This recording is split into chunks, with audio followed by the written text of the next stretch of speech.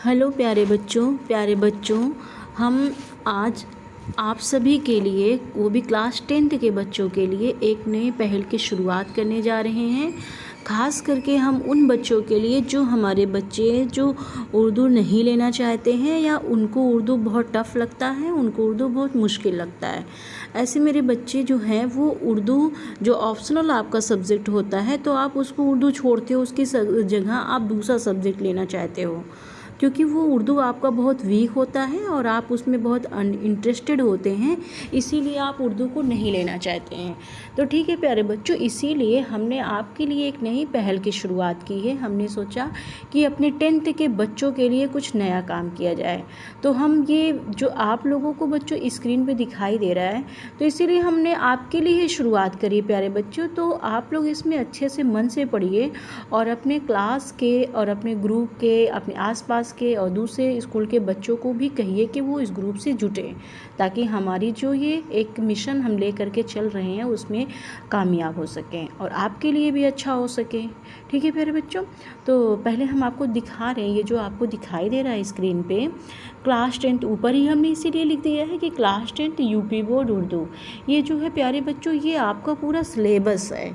ठीक है, ये हमने किताब का ही सिलेबस लिया है, जो आपकी वो यूपी बोर्ड की उर्दू की बुक है, ये उसी का सिलेबस है आपका। तो देखिए इसमें क्या है, हम पहले आपको समझाते हैं अच्छे से। आपका जो ये देखिए फर्स्ट है, आपका ये इंडेक्स है, यानी कि जो आपका पूरा कोर्स होता है, पूरा सिलेबस होता है, ये आपका दिखाया जा रहा है। आपके कोर्स में बहुत सारी चीज़ें होती हैं। अगर आपने अच्छे से 9th में पढ़ा होगा तो आप यहाँ पे बहुत अच्छे से कैच कर पाएंगे। इसीलिए आपकी जो 9th की क्लास होती है वो बहुत इंपॉर्टेंट होती है। अगर नहीं किया है तो ठीक है, कोई बात नहीं, फिर आप यहाँ पर अच्छे से मेहनत करिए, इंशाल्लाह आप अच्छे से कैच कर ले जाएंगे।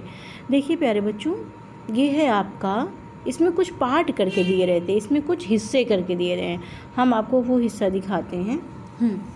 ये देखिए आपका एक है हिस्सा, पहले देखिए लिखा तरतीब। तरतीब का मतलब होता है कोई चीज़ जब आपका बहुत अच्छे से सीक्वेंस से आपका दिया जाता है, 1 2 3 4 करके जो आपका सीक्वेंस होता है, वही उर्दू में आपका तरतीब कहलाता है। ठीक है, तो देखिए पेश लफ्ज़, ये तो बस ऐसे ही दिया है कि पेश लफ्ज़, ये देबाचा दिया हुआ है आपका। अब देखिए यहाँ से आपका ये शुरू करते हैं। ये हिस्सा आपका जो है हिस्सा नश्र है। बहुत गौर से आप सुनिएगा क्योंकि ये स्टार्टिंग वीडियो ही है और बहुत ही काम की चीज़ें हैं, ये बहुत काम की चीज़ है बच्चों, इसलिए बहुत गौर करिएगा यहाँ पे। हाँ, तो ये हिस्सा आपका नश्र है। नश्र में ही आपका बहुत से पार्ट होता है। नस्र में सबसे पहले नस्र, यानी जो आप जानते हो नस्र, आप बड़ी बड़ी सी आप कहानियाँ पढ़ते हो जिसका आप तशरीह करते हो, यानी कि एक्सप्लेन आपको करने का आता है, वो पूरा आपका 10th नंबर का होता है। उधर आपका एक्सप्लानेशन होता है 10th नंबर का, और दूसरा उधर जो है आपका होती है हालाती ज़िंदगी होती है, वो भी 10th नंबर की।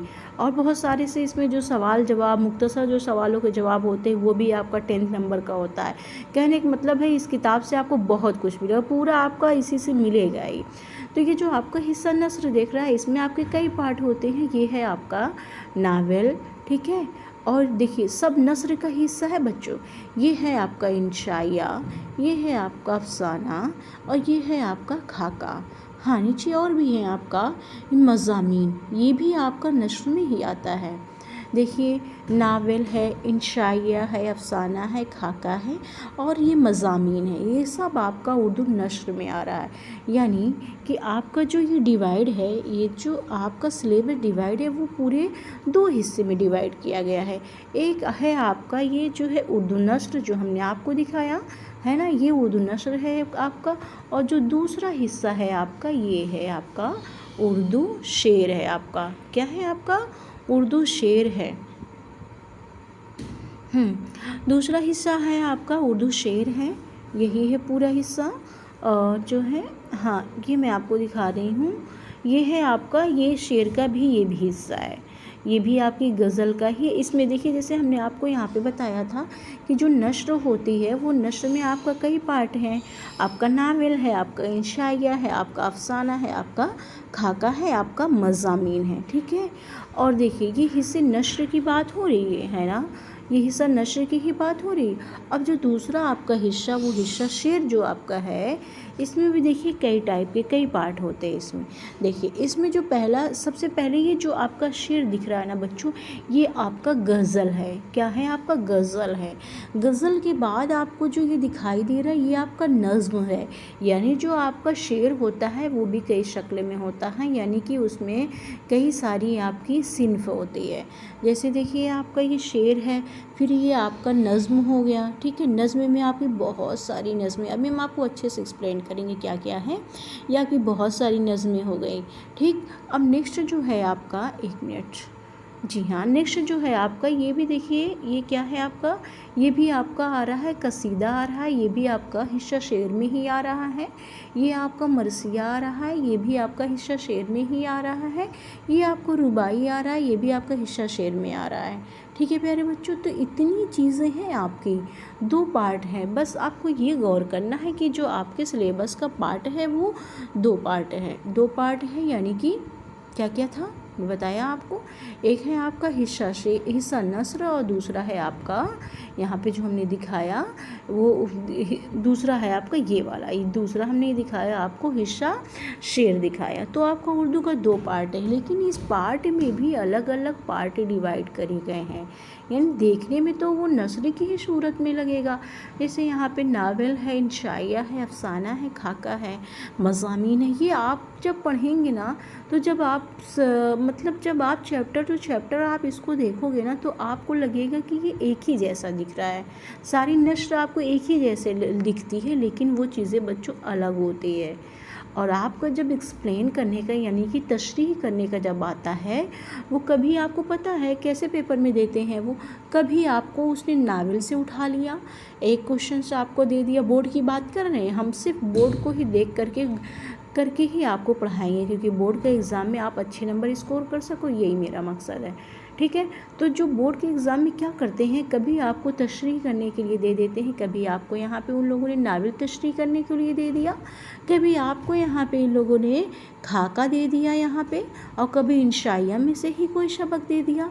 इसलिए सारे बच्चों इसको बहुत अच्छे से यहाँ पे समझने की ज़रूरत है कि नावल, इंशाइया, अफसाना, खाका, ये सब जो आपका हिस्सा नस्र का है, लेकिन इसमें भी जो सारे सबक आपके वो अलग अलग हैं। ठीक है, ठीक उसी तरीके से ये है, इधर भी आपका हिस्सा शेर का भी है आपका।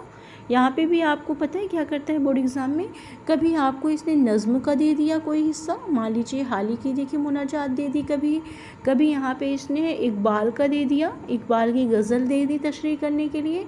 आपको हम पेपर दिखा करके जब लास्ट में एग्ज़ाम पास आ जाएगा, तो मैं पेपर सॉल्व करके आपको बहुत अच्छे से डिटेल में वहाँ पे बताएंगे। फ़िलहाल पहले आप सिलेबस जान लीजिए, है ना। तो देख लीजिए, फिर यहाँ पे आपको ये दिखाता है, कभी इसने नज़्म दे दिया इसमें से तशरीह करने को, मान लीजिए कभी इकबाल की नज़्म दे दी इसने राम, लेकिन ये तो ये नज़्म हो गई ना। और फिर देखिए नेक्स्ट चैप्टर पे क्या था आपका, कभी इसने ये इधर दे दिया, कसीदा दे दिया आपका, इसने कभी कसीदा तशरीह करने के लिए दे दिया, फिर इसने क्या कभी आपको मर्शिया तशरीह करने के लिए दे दिया, या कभी ये कसीदा जो है रफ़ी सौदा का था, मर्सिया मीरा बब्बर अली अनीस का था, या कभी इसने दे दिया आपको फ़राक गोरखपुरी की जो है, ये देखिए क्या है इनकी रुबाई है, फ़राक गोरखपुरी की आपको इसने रुबाई दे दिया। ठीक है बच्चों, तो आज आपके सामने हमने आपको 2 चीज़ें बताई हैं प्यारे बच्चों, एक है आपका हिस्सा शेर और दूसरा क्या है आपका हिस्सा नस्र। लेकिन दोनों के बहुत सारे पार्ट हैं जो कि अलग अलग है, वो भी हमने आपको बताया है। कुछ जो ज़रूरी हैं बच्चों, वो हम आपको निशान लगाते हैं। आप बहुत अच्छे से इन सबक को आपको बहुत अच्छे से पढ़ना है, इसीलिए है मेन टॉपिक आपका आज का जो टॉपिक है। मेरे ख्याल से बहुत सारे जो वीडियो जाएंगे उससे ये सबसे ज़्यादा मेन टॉपिक, क्योंकि अगर आपने अच्छे से यहाँ पे समझ लिया कि आपको सिलेबस में क्या पढ़ना है और आपके एग्ज़ाम के लिए, यानी कि आपके इम्तिहान के लिए कौन से ज़रूरी है, कौन सा लाजिम है, तो आप अच्छे से इसको यहाँ पे नंबर ला सकते हो। ठीक है, तो देखिए ये जो है आपका यहाँ पे जो नावल शुरू होता है, ये आपका नावल है। नावल में बच्चों मेरे ख्याल से आपका दोनों सबक इम्पॉर्टेंट है, उमराजा नदा भी आपका इम्पॉर्टेंट है, प्रेमचंद का गौदान, ये दोनों इम्पॉर्टेंट है। फिर है ये आपका पितरस बुखारी का जो है रसीद अहमद सिद्दीकी का ये चरपाई आपको बहुत मिलता है पढ़ने को, ये पेपर में बहुत आता भी है। फिर इनका भी आता है सवेरे जो कल मेरी आँख खुली पीतस बुखारी का, ये जो इंशाइया ये भी बहुत इंपॉर्टेंट है। फिर इसमें आपका ये आता है कृष्ण चंद्र का पूरे चाँद की रात भी आता है इसमें पेपर में अक्सर, और राजेंद्र सिंह बेदी का गरम कोड भी इसमें आता है, ठीक है। और कभी कभी आपको जो दे देता है बहुत कम, वैसे तो बोर्ड में ये बहुत कम ही आता, लेकिन फिर भी जब हमें अच्छे से तैयारी करनी रहेगी, अच्छे से नंबर लाने का अगर हमें इरादा होगा तो उसके लिए हमें और अच्छे से भी पढ़ाई पढ़नी होती है ना।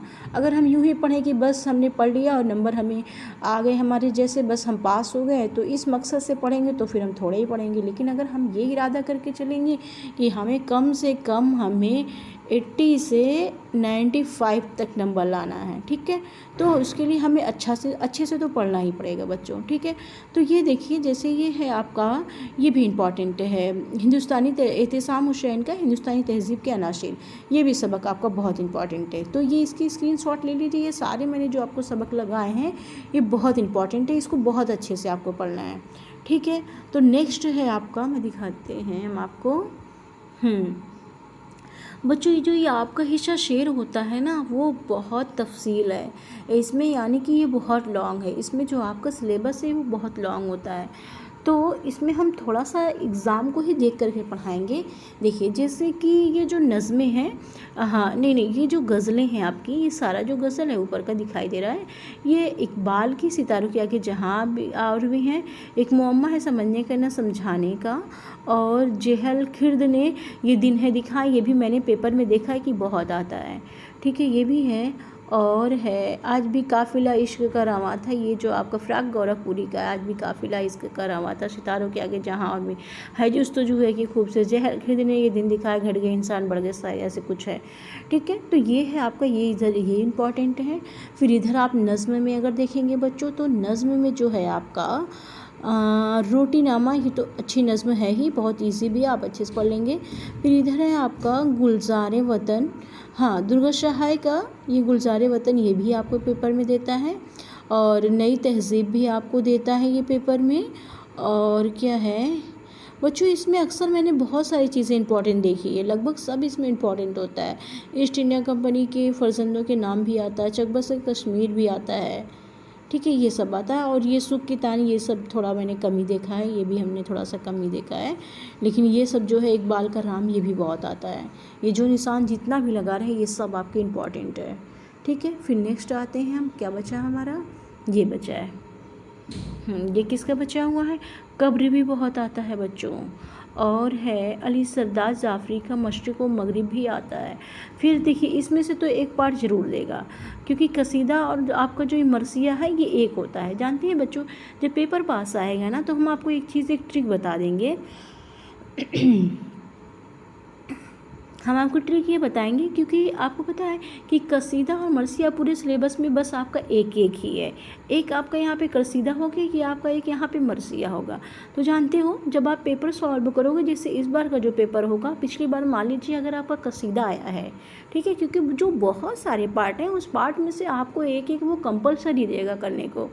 तो आपको जो ये दिखाई दे रहा है कि ये जो हमारा कसीदा है, ये जो हमारा मरसिया, अगर इस साल उसने मान लीजिए 21 में उसने कसीदा दिया है, तो अगली साल श्योर है कि वो उस बार मरसिया ही देगा। इसीलिए इसको देख करके पेपर के जब पास आएगा फिर बताएंगे हम आपको इसको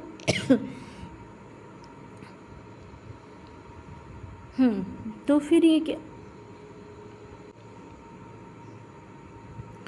और ही आपका मीर अकबर अली इसका, ये तो मरसिया इन्हीं का है, ये जो ऊपर आपको दिख रहा है ये मरसिया इन्हीं का हो गया। फिर जो है इधर थोड़ा सा कम ही आता है, इधर वाला जो है आपका कभी कभार दे देता है, जैसे कि ये फ़राक गोरखपुरी, ये बहुत आपके इंपॉर्टेंट है। फ़ानी बदायूनी, ये जो आपके राइटर हैं ये बहुत इंपॉर्टेंट है, इन सब का दे सकता है, क्योंकि इन लोगों को क्या मिला है, इनको तो अवार्ड मिला है। फ़राक गोरखपुरी ये इंपॉर्टेंट है, इनको अवार्ड मिला बहुत सारे, इसलिए इनकी जो रुबाई होगी वो इंपॉर्टेंट होगी। इधर बस आपको इतना ही पढ़ना है, ठीक है प्यारे बच्चों। तो ये जो आज हमने आपको दिखाया है ना, ये तो पूरा आपका 10th क्लास का मैंने आपको सिलेबस बताया कि कौन कौन सा इम्पॉर्टेंट है।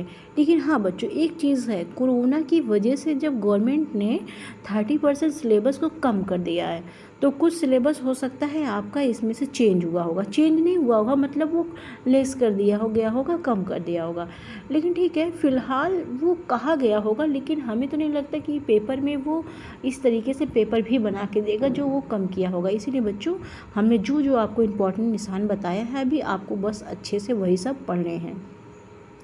ठीक है प्यारे बच्चों, तो हमने आपके लिए बता दिया, हमने आपको ये सारी चीज़ें, ये बोर्ड का है। अब हम शुरुआत करने जा रहे हैं सिर्फ अपने यूपी बोर्ड के बच्चों के लिए। और ये अगर वीडियो मेरे पहले तो बहुत अच्छा लगता है कि मेरे 9th क्लास के बच्चों ने मेरा बहुत सारा वीडियो देखा और वो परेशान नहीं होंगे, क्योंकि जैसे वक्त मिलेगा हम 9th क्लास को और 10th क्लास, अब मुझे इंटर क्लास भी बनाना है, सारे क्लास की वीडियो बनाना है, सबके लिए एक पहल की शुरुआत मैंने की है ताकि आपको उर्दू आसान हो जाए, आपकी ईजी हो जाए और आपके अच्छे नंबर आएँ। तो अगर ये बच्चे मेरे 9th के सारे बच्चे अगर मेरा आज ही वीडियो देखते हैं तो ये आपकी ज़िम्मेदारी है प्यारे बच्चों। एक आपको समझ लो हम काम दे रहे हैं कि आप अपने आसपास के बच्चों को आप बोलोगे कि अब हमने 10th क्लास की क्लासेस शुरू कर दी है।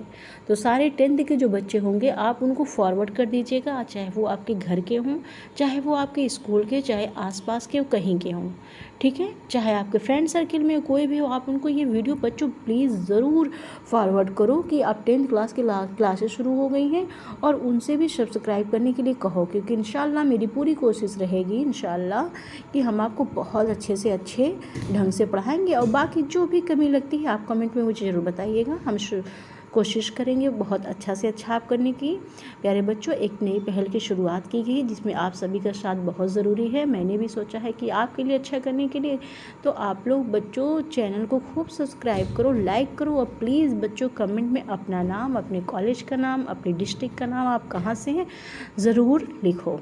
ठीक है प्यारे बच्चों, अच्छे से पढ़ो, मेहनत करो, हर सब्जेक्ट में बहुत अच्छे से पढ़ो, मेहनत करो, खूब आगे जाओ। मेरी बस यही दुआ है आप लोगों के लिए कि आप बहुत अच्छे नंबर ला करके अपनी परसेंटेज बनाइए, अपनी मेरिट बनाइए, आगे फ्यूचर में आप लोग बहुत आगे निकलिए, बस मेरी यही दुआ है। खुश रहिए, अपना ख्याल रखिए, बड़ों की बात मानिए, माँ बाप की बात मानिए। ओके, टेक केयर, अल्लाह हाफिज़।